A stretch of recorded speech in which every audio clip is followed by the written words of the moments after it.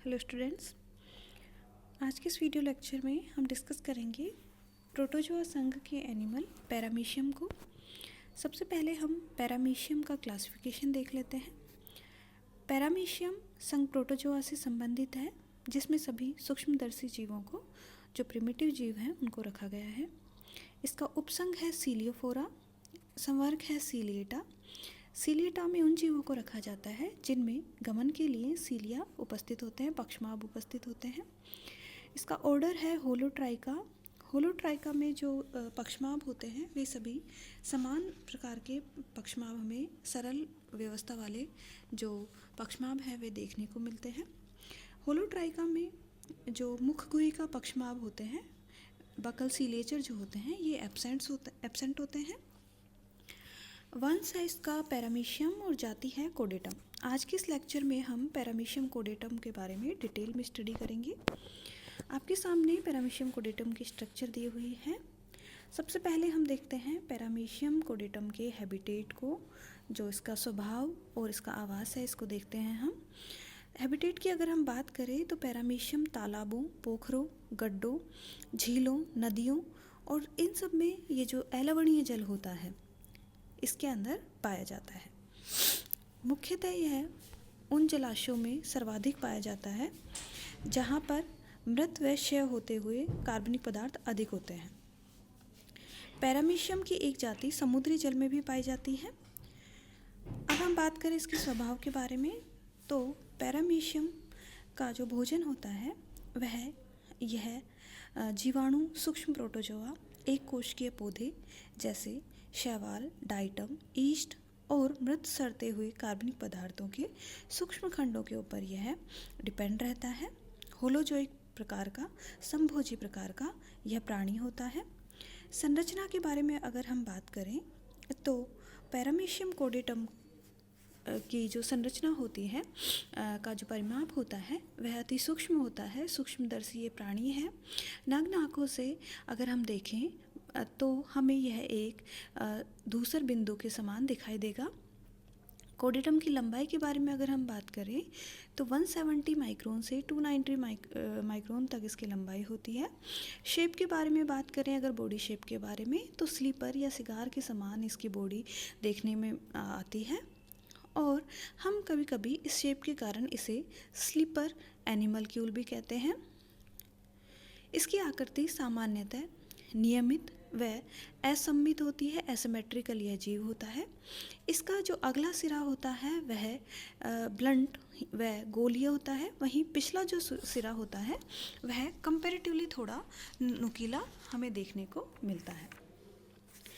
मध्य भाग से पीछे की ओर पैरामीशियम का जो शरीर होता है वह सबसे ज़्यादा चौड़ा होता है। पूरी बॉडी में अगर हम देखें तो मिड जो एरिया है, इसके पीछे का भाग जो है वह सबसे ज़्यादा चौड़ा होता है। इसका अधर या मुखीय तल चपटा होता है, वहीं पृष्ठ या हम कहें अबोरल जो सरफेस है, ओरल सरफेस चपटा होएगा, वहीं जो डोर्सल या बोरल सरफेस है वह कॉन्वेक्स हमें देखने को मिलता है। पैरामीशियम की अगर हम बात करें तो पैरामीशियम प्रोटोजोआ का सबसे विकसित और जटिल प्राणी होता है। इसके अंदर शरीर के कुछ अंगों के बन जाने के कारण इसकी जो स्ट्रक्चर होती है वह कंपैरेटिवली और जो प्रोटोजोआ के एनिमल्स हैं उनके कंपैरिजन में थोड़ी कॉम्प्लेक्स होती है।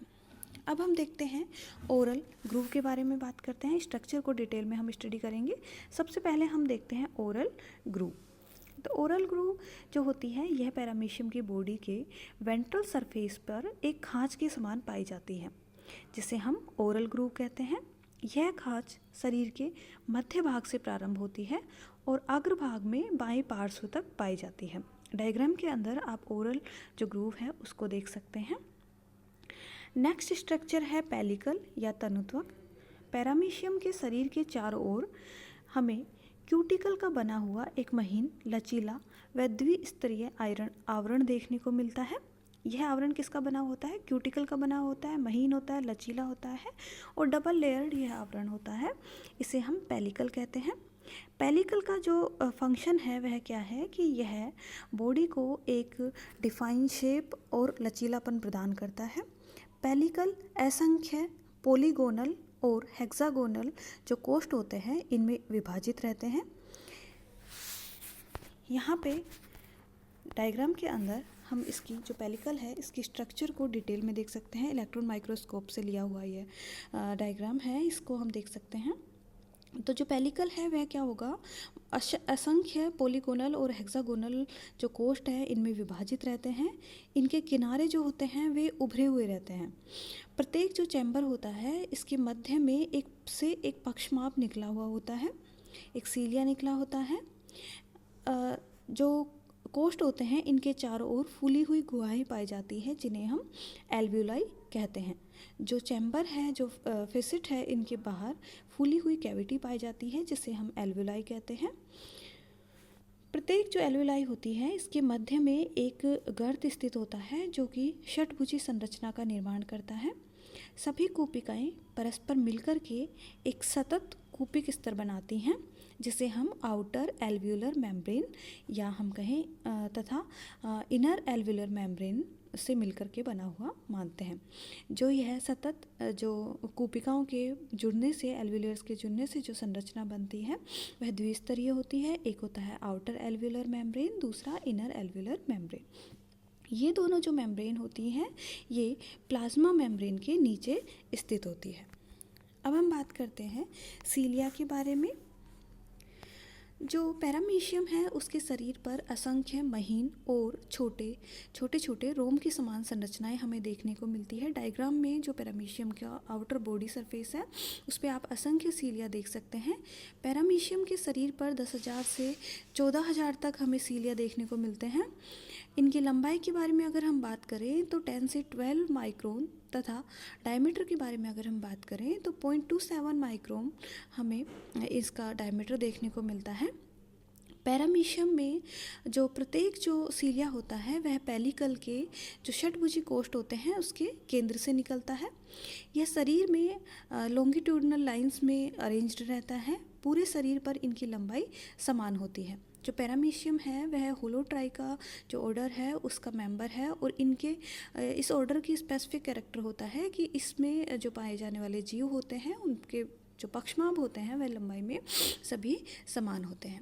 सिर्फ जो इसका पिछला जो सिरा होता है वहाँ पर जो सीलिया हैं वे लंबाई में थोड़े बड़े होते हैं जिन्हें हम कोडल टफ्ट कहते हैं। डायग्राम में सबसे नीचे पोस्टीरियर एंड पे आप कोडल टफ्ट जो है सीलिया इन्हें देख सकते हैं। ये कंपेरेटिवली अदर जो बॉडी है उससे सीलिया लंबाई में थोड़े बड़े होते हैं।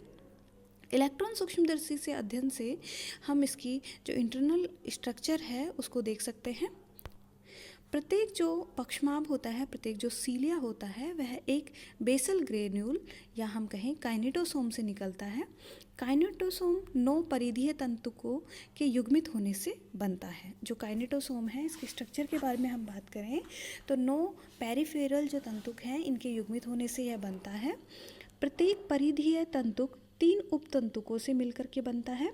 पक्षमाप के बाहर की ओर जीव द्रव्य का एक आवरण पाया जाता है। इस आवरण को हम आउटर शीथ कहते हैं। इसके नीचे परिधि की ओर 9 परिधीय तंतुक पाए जाते हैं। प्रत्येक 2 तंतुक उपतंतुकों से बना होता है। मध्य में 2 तंतुक पाए जाते हैं जो बाहर वालों से कंपैरेटिवली पतले होते हैं। इन्हें हम सेंट्रल फाइब्रिल कहते हैं। जो बी डायग्राम है इसके अंदर आप पेरिफेरल माइक्रोफाइब्रिल और जो इनर शीथ है इनको हम देख सकते हैं। जो सेंट्रल फाइब्रिल और पेरिफेरल फाइब्रिल है ये दोनों आंतरिक आच्छद इनर शीथ से घिरे हुए रहते हैं। परिधीय तंतुक के उपतंतुक से 2 छोटी भुजाएं या प्रोजेक्शंस निकले हुए रहते हैं। जो पेरिफेरल माइक्रोफाइब्रिल से निकले हुए 2 प्रोजेक्शंस को आप डायग्राम के अंदर देख सकते हैं। अब हम बात करते हैं पैरामीशियम के साइटोप्लाज्म के बारे में। तो पैरामीशियम में साइटोप्लाज्म जो होता है वह 2 भागों में विभक्त रहता है। एक होता है आउटर साइटोप्लाज्म जिसे हम कहते हैं एक्टोप्लाज्म या कोर्टेक्स पार्ट। वहीं दूसरा होता है भीतरी साइटोप्लाज्म एंडोप्लाज्म या हम मेडुला पार्ट जिसे कहते हैं।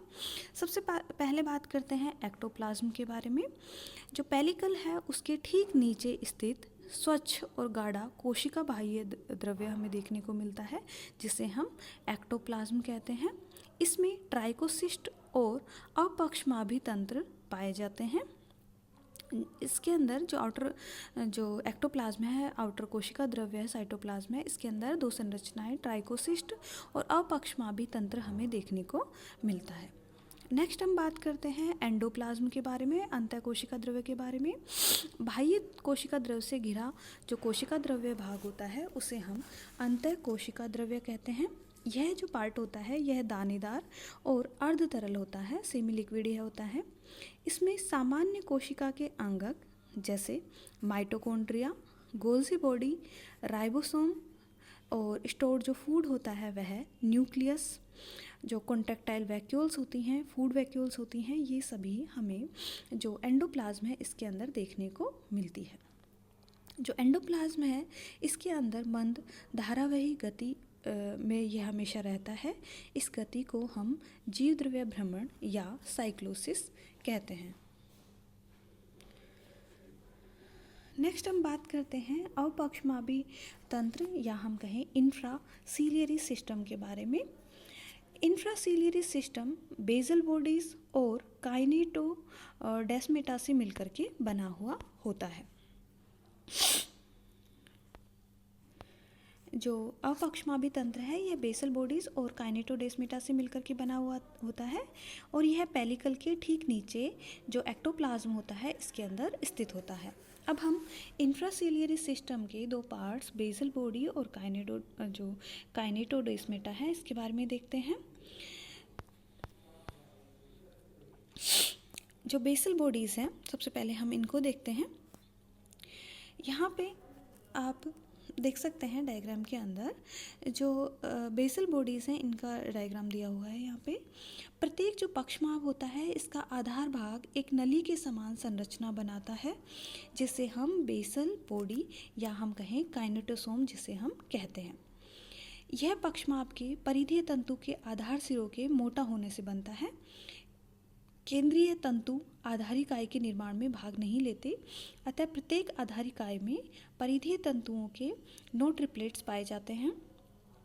बेसल बॉडी के स्वतः जनन से नए पक्षमाभ बनते हैं। प्रत्येक बेसल बॉडी में एक सेंट्रियोल या प्रत्येक जो बेसल बॉडी होती है एक सेंट्रियोल या इसकी व्युत्पत्ति होती है। नेक्स्ट हम स्ट्रक्चर की बात करते हैं काइनेटोडेस्मेटा। जो काइनेटोडेस्मेटा है यह प्रत्येक आधारिकाय से जो बेसल बॉडी है इससे एक महीन काइनेटोडेसिमल फाइब्रिल निकलता है। जो बेसल बॉडीज़ होती हैं इनसे एक क्या होता है एक पतला काइनेटोडेसिमल फाइब्रिल निकलता है जो आगे और पतला होता चला जाता है और 5वें जो बेसल बॉडी तक पहुँच करके यह समाप्त हो जाता है। इस प्रकार जो बाह्य कोशिका द्रव्य में 5 काइनेटोडेस्मी तंतुओं का एक लॉन्गिट्यूडनल बंडल हमें देखने को मिलता है।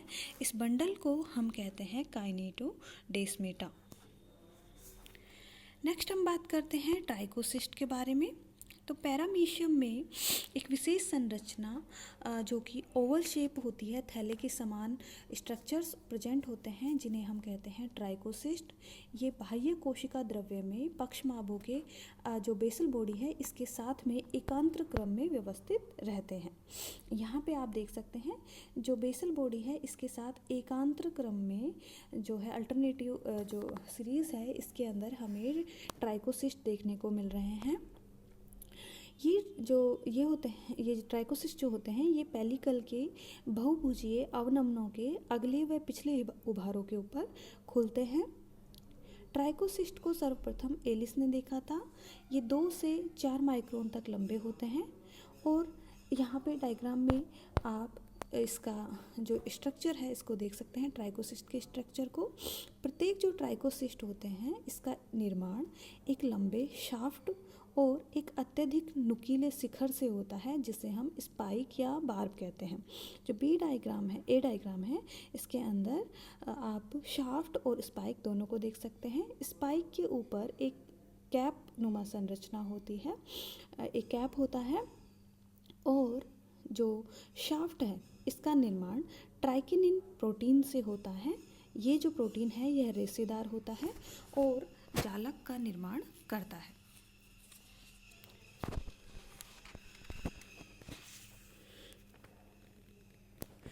यांत्रिक, रासायनिक और विद्युत उद्दीपन के द्वारा ट्राइकोसिस्ट विसर्जित कर दिए जाते हैं।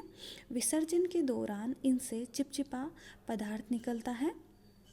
यहाँ पे डायग्राम में आप विसर्जित ट्राइकोसिस्ट को देख सकते हैं।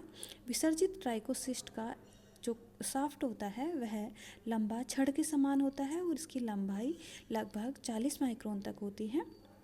एक बार विसर्जित होने के बाद में जो ट्राइकोसिस्ट हैं ये नष्ट हो जाते हैं। अब ट्राइकोसिस्ट के कार्यों के बारे में जो साइंटिस्ट हैं इनके बीच में डिफरेंसेस हैं। कुछ साइंटिस्ट मानते हैं कि जो ट्राइकोसिस्ट है वह पैरामीशियम को आधार से चिपकने में सहायता प्रदान करता है। वहीं कुछ दूसरे साइंटिस्ट मानते हैं कि जो ट्राइकोसिस्ट है वह शिकार को मारने के लिए एक विषैला पदार्थ स्रावित करता है।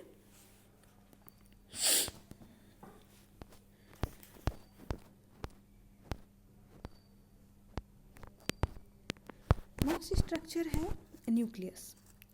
पैरामीशियम कोडेटम में एक हेट्रोकैरियोटिक न्यूक्लियस, एक विषम केंद्रीय केंद्रक हमें देखने को मिलता है। अंतःकोशिका द्रव्य में दो केंद्रक पाए जाते हैं। विषम केंद्रीय संरचना होती है, इसमें दो केंद्रक पाए जाते हैं। एक जो केंद्रक होता है वह बड़ा होता है साइज में, जिसे हम मैक्रोन्यूक्लियस कहते हैं। डायग्राम के अंदर मिड रीजन में पैरामीशियम के आप मैक्रोन्यूक्लियस को देख सकते हैं और इसी के पास में एक छोटा केंद्रक होता है जिसे हम माइक्रोन्यूक्लियस कहते हैं। मैक्रोन्यूक्लियस का जो आकार होता है वह किडनी के समान होता है। इसमें कई न्यूक्लियोलस और अपेक्षाकृत अधिक क्रोमेटिन पदार्थ डीएनए हमें देखने को मिलता है। इसकी जो मेम्ब्रेन होती है, केंद्रक कला जो होती है वह अस्पष्ट होती है और पैरामीशियम के सभी जैव क्रियाओं का कंट्रोल इसके द्वारा किया जाता है, इसलिए हम इसे सोमेटिक न्यूक्लियस भी कहते हैं। दूसरा जो न्यूक्लियस होता है वह होता है माइक्रो न्यूक्लियस। जनन प्रक्रिया में लघु केंद्रक जो होता है वह पार्टिसिपेट करता है और यह जो माइक्रो न्यूक्लियस है उसकी खांच के पास में स्थित होता है। इसमें एक केंद्रिका पाई जाती है। जो माइक्रो न्यूक्लियस है इसके अंदर एक न्यूक्लियोलस पाया जाता है।